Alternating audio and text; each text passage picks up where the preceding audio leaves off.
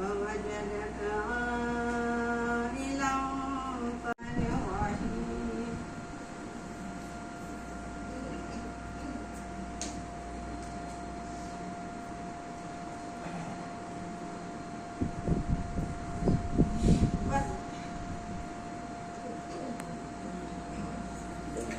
والتين والزيتون. بسم الله الرحمن الرحيم.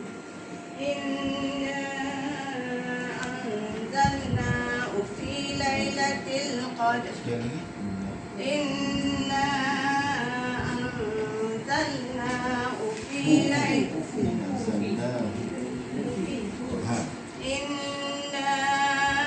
أنزلناه في ليلة القدر. وما أدراك ما ليلة القدر. بسم الله الرحمن الرحيم. إذا زلزلت الأرض زلزالها.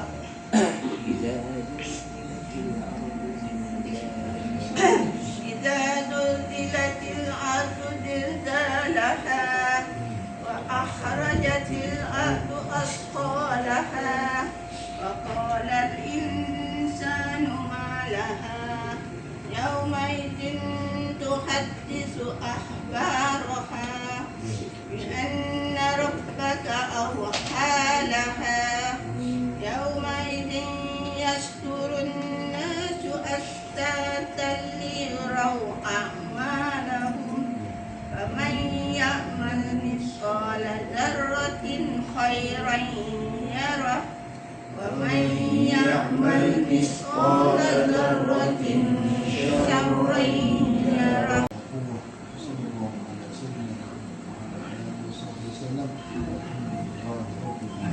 Amin. Terima kasih Ustaz. Tunjuk ajar Kak. Bawa tahun-tahun. Adakah Kak baca tadi itu betul?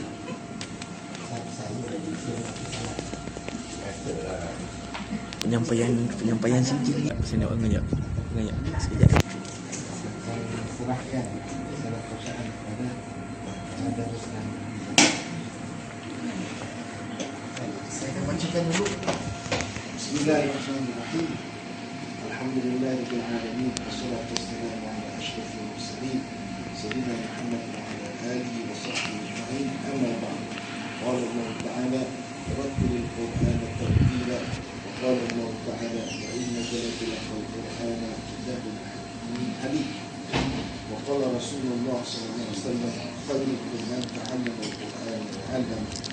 والتوفيق dan عناية Allah Subhanahu Wa Taala mengikuti sunnah Rasulullah Sallallahu Alaihi Wasallam dalam pengambilan baca Al-Quran, maka diberlakukan bahawa Al-Hajjah Husna Zakaria 56-121-10-15.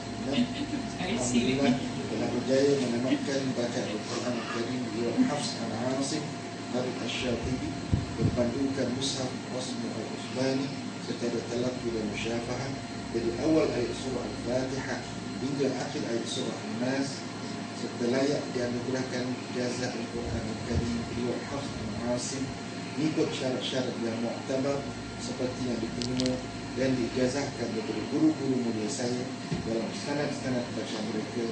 Mudah-mudahan menjadi hamba Allah yang bertakwa. Wassallallahu ala sayyidina Muhammad wa ala alihi wa sahbihi wasallam pada 17 Mei 2026 bersamaan 29 Zulqa'dah 1447. Tanya silakan.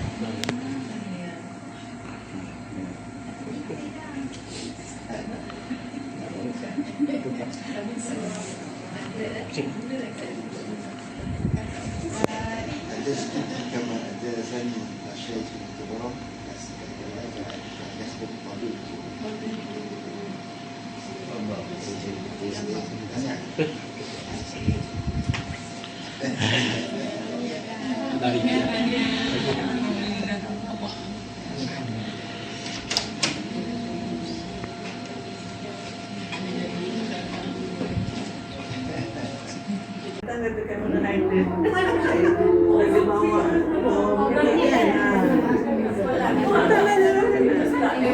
Bawa